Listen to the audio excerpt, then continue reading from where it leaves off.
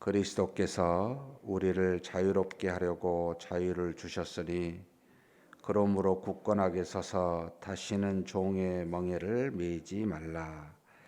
보라, 나 바울은 너희에게 말하노니 너희가 만일 할례를 받으면 그리스도께서 너희에게 아무 유익이 없으리라. 내가 할례를 받는 각 사람에게 다시 증언하노니 그는 율법 전체를 행할 의무를 가진 자라. 율법 안에서 의롭다함을 얻으려 하는 너희는 그리스도에게서 끊어지고 은혜에서 떨어진 자로다. 우리가 성령으로 믿음을 따라 의의 소망을 기다리노니 그리스도 예수 안에서는 할례나 무할례나 효력이 없으되 사랑으로서 역사하는 믿음뿐이니라. 너희가 다름질을 잘하더니 누가 너희를 막아 진리를 순종하지 못하게 하더냐. 그 권면은 너희를 부르신 이에게서 난 것이 아니니라. 적은 누룩이 온 덩이에 퍼지느니라. 나는 너희가 아무 다른 마음을 품지 아니할 줄을 주 안에서 확신하노라. 그러나 너희를 요동하게 하는 자는 누구든지 심판을 받으리라. 형제들아, 내가 지금까지 할례를 전한다면 어찌하여 지금까지 박해를 받으리요? 그리하였으면 십자가의 걸림돌이 제거되었으리니 너희를 어지럽게 하는 자들은 스스로 베어버리기를 원하노라. 형제들아, 너희가 자유를 위하여 부르심을 입었으나 그러나 그 자유로 육체의 기회를 삼지 말고 오직 사랑으로 서로 종노릇하라. 온 율법은 내 이웃 사랑하기를 내 자신같이 하라 하신 한 말씀에서 이루어졌나니 만일 서로 물고 먹으면 피차 멸망할까 조심하라. 내가 이르노니 너희는 성령을 따라 행하라. 그리하면 육체의 욕심을 이루지 아니하리라. 육체의 소욕은 성령을 거스리고 성령은 육체를 거스리나니 이 둘이 서로 대적함으로 너희가 원하는 것을 하지 못하게 하려 함이니라. 너희가 만일 성령의 인도하시는 바가 되면 율법 아래에 있지 아니하리라. 육체의 일은 분명하니 곧 음행과 더러운 것과 호색과 우상 숭배와 주술과 원수 맺는 것과 분쟁과 시기와 분냄과 당짓는 것과 분열함과 이단과 투기와 술 취함과 방탕함과 또 그와 같은 것들이라. 전에 너희에게 경계한 것 같이 경계하노니 이런 일을 하는 자들은 하나님의 나라를 유업으로 받지 못할 것이요 오직 성령의 열매는 사랑과 희락과 화평과 오래 참음과 자비와 양성과 충성과 온유와 절제니 이 같은 것을 금지할 법이 없느니라. 그리스도 예수의 사람들은 육체와 함께 그 정욕과 탐심을 십자가에 못 박았느니라. 만일 우리가 성령으로 살면 또한 성령으로 행할지니 헛된 영광을 구하여 서로 노엽게 하거나 서로 투기하지 말지니라. 아멘. 갈라디아 지역에 갈라디아는 성읍이 아니고 일종의 커다란 무슨 우리나라로 말하면 도 정도 되는 그런 지역을 말합니다. 바울이 직접 가서 복음을 증거했다기보다는 아마도 에베소에서 복음을 증거하였을 때 거기에서 복음을 듣고 흩어져서 갈라디아 여러 지역에 이제 남갈라디아, 북갈라디아 이것도 지금 어느 지역에 썼느냐라는 것도 논란이 많은 부분입니다만 어찌됐든 특정한 지역에 어떤 해당되기보다는 두루 퍼져 있는, 그런데 어떤 사람들에게 주로 썼냐 하면 그리스도를 믿는 믿음으로 구원을 받았는데 당시 이제 바울이 모든 이렇게 세웠던 교회 대부분의 교회의 문제가 이방인 기독교인과 유대인 기독교인들이 섞여 있는 게 문제였습니다. 이방인 기독교인들은 그리스도를 믿는 믿음으로 구원받음에 받아들이는데 문제가 없고 그것으로 구원에 이르렀음을 확신하고 있는데 유대인 기독교인들은 다 가지고 있었어요. 그리스도를 믿는 믿음도 갖고 또 하나님이 그리스도 이전에 주신 모세를 통해 주신 율법도 버릴 수가 없었어요. 그래서 교회 안에서 이 두 부류가 충돌이 항상 일어났습니다. 오직 그리스도를 믿는 믿음으로 바울은 증거하였고 이것이 성령이 우리에게 주신 복음이니 이것을 따라 행하라라고 말을 하는데 유대인 기독교인들은 아니다. 우리가 있었던 예전의 구약의 율법도 같이 지켜야 된다. 구원은 믿음 플러스 율법까지다라는 거였습니다. 그런데 이 문제는 사실 안디옥 교회에서 논쟁을 통해 예루살렘 공회에 가가지고 이미 해결을 했었던 내용이었어요. 어떻게 해결했습니까? 오직 이방인이나 유대인이나 그리스도를 믿는 믿음으로만 구원이 되고 율법은 우리에게 믿음을 가진 자에게 덕을 줄 수 있는 것들이다 정도로. 그러니까 구원에 영향을 주는 요소는 아니다. 율법은 우리에게 죄인이라는 것을 정죄하는 용법이 있고 하나님의 뜻이 무엇인지를 알게 하는 교훈의 용법도 있고 율법을 깊이 지키려다 보면 우리의 능력과 우리 힘과 우리의 행위가 아니라 오직 하나님의 은혜로만 구원에 이르게 되는 곧 내 자신의 은혜가 없이는 도저히 구원에 이르지 못하다는 사실을 율법을 지키면 깊숙이 들어가 있는 용법이 은혜의 용법인데 이 은혜가 예수 그리스도다라고 이제 바울이 가르치며 이걸 이미 정리를 했었어요. 그럼에도 불구하고 이 정리된 게 지금처럼 뭐 교통과 통신 수단이 발전해서 쫙 퍼져 있는 건 아니고 하도 퍼져 있는 곳에서 이런 충돌들이 일어나는데 문제는 갈라디아 지역에 있는 사람들이 믿음을 가졌다가 다시 이 사람들 때문에 이제 다른 복음이지요. 복음은 오직 그리스도를 믿는 믿음인데 플러스 율법을 하니까 이게 다른 복음이 돼버린 겁니다. 그래서 야 너희들 저주를 받는다. 저주를 받을지어다. 굉장히 강력하게 말합니다. 그리고 그런 사람들 때문에 떨어져 나가 다시 돌아가는 거예요. 아닌가 보다. 그래 예전에 보면 그 율법이 거의 1500년 가까이를 내려온 건데 이거 어떻게 버리냐라고 하면서 이 문제가 심각했기 때문에 갈라디아서를 썼습니다. 상당히 어떤 면에서는 격정적으로 감정적으로 바울의 그 감정과 논리적으로 하는 것은 로마서가 상당히 이성적으로 썼는데 이 갈라디아서는 굉장히 감정적으로 마음을 담아서 씁니다. 절대 그러지 말아라. 이게 필요하다고 봐요.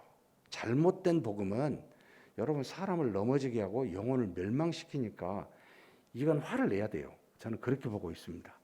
그런데도 그러면 안 돼. 이성적으로 접근하면 이건 안 된다고 봐요. 이 갈라디아서는 그런 게 묻어 있습니다. 이 바울의 이 마음이. 결론적으로 무엇을 말합니까? 하나님이 우리에게 그리스도를 통해 자유를 주셨다. 이 자유는 성령이 우리에게 주신 믿음. 이 믿음은 그러니까 성령으로부터 기인한 믿음. 이 믿음은 사랑으로 드러납니다. 그래서 믿음과 소망과 사랑은 사실은 하나님이 주신 그 믿음을 통해 저절로 이제 열매로 나타나는 것들인데 이것으로 너희가 자유를 얻었다. 그런데 너희가 어찌 다시 종의 멍에를 매냐? 이 종의 멍에는 죄이기도 하지만 지금 바울이 말하는 것은 율법을 말하는 겁니다. 너희가 율법을 가지고 행위로 너희가 한번 하나님의 말씀을 지켜봐. 안 되잖아. 그러니까 안 될 줄 아시고 하나님은 제사법까지 만들어 놓으신 거예요. 안 되잖아. 이것은 너희 죄만 깨닫게 하고 너희가 죄인이라는 사실을 알게 하는 거잖아.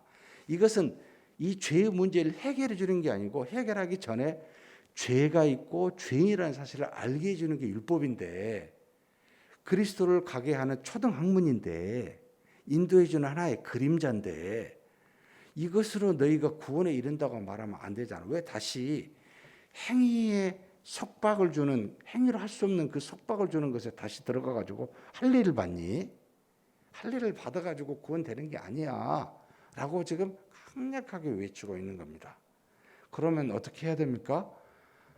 성령으로 행해라. 성령이 주셨잖아. 너희 안에 계시잖아. 이 성령은 너희에게 믿음을 주었고 믿음으로서 나오는 사랑이 있어. 이 표현을 지금 어디에 하고 있습니까? 참 놀랍습니다. 6절 한번 읽어보겠습니다. 그리스도 예수 안에서는 할례나 무할례나 효력이 없으되 사랑으로서 역사하는 믿음뿐이니라. 자, 성령이 우리 안에 오시면 5절에 우리가 성령으로 믿음을 따라 의의 소망을 기다리느니, 성령이 우리 오면은 반드시 우리 마음속에 믿음이 생깁니다. 성령이 오셨다는 증거이기도 합니다. 이 믿음이 사랑으로서 역사를 해요. 우리 밖으로 드러나게 돼 있어요. 이 믿음이. 그러니까 믿음이 있는 사람은 반드시 사랑의 모습이 나타납니다. 이게 성령이 주시는 건데 율법이 주는 게 아니다. 율법은 너희가 죄인이라는 사실을 깨닫게 하고 율법 아래에 가두게 한다라는 것을, 그래서 자유는 성령이 주신 믿음으로만 가능하지 율법은 아니야 라고 말을 그렇게 하면서 뭘 말합니까? 그렇게 율법을 따라 속박을 받는 종의 멍에를 매지 말게 하고, 그 다음에 한 가지 탁 생각에 염려가 되니까 덧붙인 게 있어요. 13절부터입니다. 형제들아 너희가 자유를 위하여 부르심을 입었으나, 자, 자유를 그러면 있었으니까 자유를 가졌어요. 근데 염려하는 마음이 있어요. 자유를 가지고 육체의 기회를 삼지 말라는 겁니다. 성령이 우리에게 믿음을 주어 사랑이 증거케 해야 되는데, 이게 잘못하면 다시 이 자유를 가지고 육체의 기회를 삼는 어리석음이 있으니까 그러지 말고 사랑으로 못하라고요. 진짜 이 말씀이 너무 마음에 와 닿습니다. 여러분, 사랑은 뭔지 아세요? 여러분, 사랑하면 그게 뭐가 돼요? 짐이 됩니다. 사랑은요, 굉장한 희생을 요구합니다. 가족에서 아내나 남편이나 자녀나 부모를 사랑하면 사랑한다는 것 때문에 짓는 짐이 있습니다. 그런데 그 짐은 자발적인 자원적인 짐이 돼요. 사랑은요, 우리 마음은 자유를 주는데 사실은 짐이에요. 그래서 사랑은 반드시 sacrifice고 수고라는 말을 써요. 여러분, 우리가 수고함이 없이 sacrifice가 없이는 사랑이 아니에요. 여러분, 자녀 때문에 제 어머니가 그 좀밖에 안 드시는 식사를 갖고 맛있는 거 있는 것 같으면 안 드시고 저를 줘요. 기가 막혀요. 3숟갈 4숟갈 드신 분이 아들을 위해서 안 먹고 이거 또 주시는 겁니다. 갈 때마다 차 조심하라고 문 앞까지 나옵니다. 이건 저절로 생기는 겁니다. 이 사랑이라는 게. 우리가 누군가를 사랑하면 우리를 저절로 짐을 지게 합니다. 그래서 어렸을 때는 사랑의 빛을 받아요. 빛을 우리가 많이 받아요. 근데 크면은 사랑의 빛을 갚아가요. 저와 여러분이 사랑을 많이 받고 끝나면 하늘에 상급이 없습니다. 사랑의 빛을 많이 누군가 주면 그것을 받지 이 땅에서 못했습니까? 하나님이 갚아주십니다. 하늘에서. 그래서 여러분, 사랑을 많이 주십시오. 사랑의 종 노릇하는 겁니다. 우리는 사랑하기 때문에 자발적으로 종이 되는 겁니다. 자녀를 키울 때 이제 다 크면 가면 되겠지. 아니요. 결혼 얼마나 기도합니까? 우리 자녀들이 결혼 안 하는 거에 대해서. 결혼하면 끝날 것 같습니까? 아니에요. 얘 날 때까지, 얘 또 나면 그거 끝났는지 아십니까? 계속 짊어집니다. 가서 봐줘야 되고. 사랑은요, 이 짐을 지는 건 끝이 없구나. 많이 우리가 자녀를 키우면서 배우게 됩니다. 하나님이 우리를 사랑한다는 게 뭘까? 여러분, 짐을 지고 종노릇하는 겁니다. 사랑은 우리 마음에 기쁨을 주지만 우리 육신에는 굉장한 수고와 짐이 있다는 것을 기억하셔야 돼요. 그래서 사실 하나님이 우리에게 주신 자유는 믿음으로써 나타나는 사랑이요, 이 사랑은 결과적으로 종노릇하는 겁니다. 이것을 우리는 실생활에서 경험하고 있습니다. 그러면 야, 너희가 사랑한다 하는 하나님을 위해서, 너희가 사랑한다고 하는 믿음의 형제 자매를 위해서 이 종노릇해야 되는 거잖아요. 주장하는 자세, 나를 섬기라고 하는 자세, 이건 완전히 거리가 멉니다. 사랑과 믿음으로써 나타난 사랑과 거리가 멀어요. 야, 이거 육체에서 나왔구나 판독이 되죠. 그래서 그 다음부터는 뭐합니까? 우리가 힘대로 안 되니까 야, 성령으로 살아라 라고 권면합니다. 성령으로 살면 육체의 욕심을 이루지 아니한다. 육체의 소욕은 성령의 소욕을 거스리고 성령의 소욕 육체의 소욕을 거스린다. 너희가 육체로부터 떠나고 싶고 죄로부터 떠나고 싶니? 그러면 성령에 따라 살면 돼. 왜냐하면 성령이 우리를 인도하고 계시니까, 가만히 계시지 않고 계속 인도하시니까.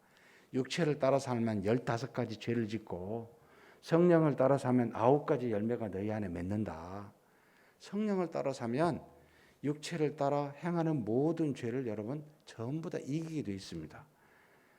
죄와 싸움은 우리 스스로는 불가능합니다. 아무리 내가 죄를 안 지려고 해도 앉을 수가 없습니다. 그런데 앉을 수 있는 유일한 길은 죄를 짓지 않도록 인도하시는 성령을 그냥 맡기는 겁니다. 따라가는 겁니다. 수없이 해결받지 못하는 문제, 도저히 알 수 없는 수많은 일들, 성령을 따라가는 길밖에 없습니다. 그렇게 가다 보면 이거였구나 라는 생각을 하게 합니다. 그러면서 우리의 정체성이 무엇인지, 사실 결론적인 이야기지만 25, 26절입니다. 같이 한번 읽겠습니다.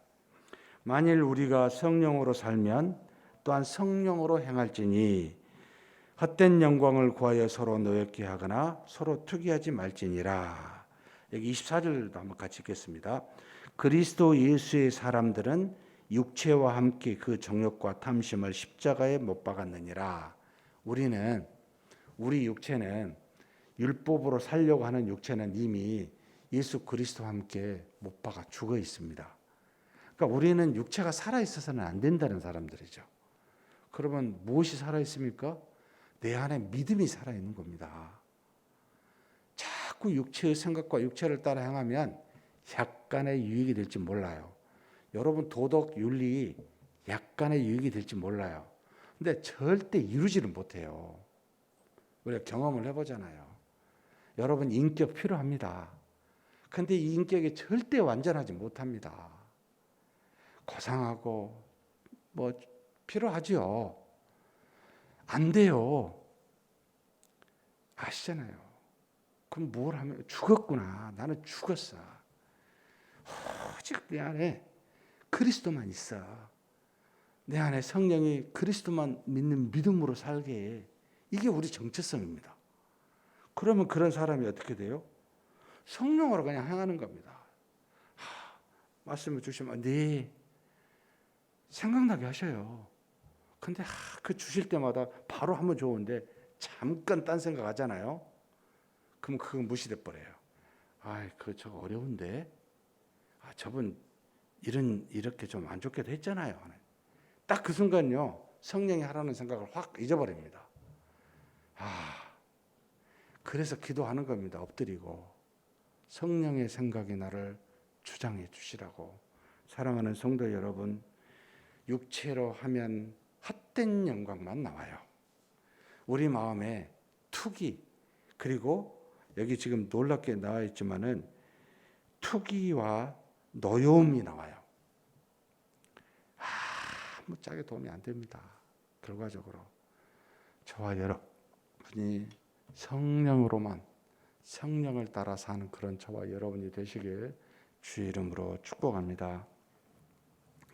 하나님 아버지, 우리가 죄의 종이 되었을 때 그리스도께서 십자가에 죽으심으로 우리의 죄가 나오는 육체도 함께 십자가에 못 박아 그리스도를 믿는 모든 사람들은 이제 육체를 따라 율법을 따라 사는 것이 아니라 성령께서 주시는 믿음을 따라, 믿음으로서 나오는 사랑을 따라 그렇게 살게 하여 주시니 감사합니다. 이제는 우리 안에 계신 성령께서 우리로 성령의 소욕을 주심으로 그 열매를 맺게 하는 그와 같은 역사를 지금도 이루고 계신 줄 믿사오니 성령의 소욕을 따라 행하는 우리 모두가 되게 하여 주옵소서. 성령이 주시는 믿음을 따라 행하는 그런 우리 모두가 되게 하여 주시옵소서.